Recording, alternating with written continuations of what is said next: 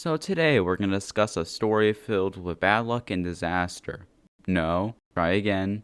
Keep trying. We are actually going to discuss the fall of the Portuguese Empire. Just in case any of my audience isn't familiar with the Portuguese Empire at their peak, they had Goa and other cities in India, Macau, a port in Nuketown, Brazil, Angola, Mozambique, and many other small colonies across Africa and Asia. Like all stories about Portugal, it starts in France, where famous average height guy decided that his brother named Jose would be the perfect fit for the Spanish throne, so Napoleon sent him and 100,000 soldiers to make sure people knew he was the Spanish king down to Spain. And for a long series of events, Portugal gets invaded, and the Portuguese royal family escaped to Brazil. So the royal family just chilled in Rio de Janeiro just doing Brazil things, but after a while the French left Portugal, but the Portuguese royal family decided to stay in Brazil and make Rio de Janeiro the capital of the Portuguese Empire. This made the Brazilians think if they can operate a global empire from Brazil, anything is possible. So Brazil declared independence. So it's the Cold War, and this colonization thing is kinda cringe. France and the United Kingdom are starting to give their colonies independence, except for our friend Portugal. In an attempt to keep their colonies, Portugal claimed their colonies are essential parts of Portugal, even though in their colonies very few natives had Portuguese citizenship, and their colonies were very segregated. So Angola and Mozambique decided to fight for their independence, and Angola, the fighting was very brutal, but I won't be able to cover it in this video. Only if there was a video that covered the war in Angola.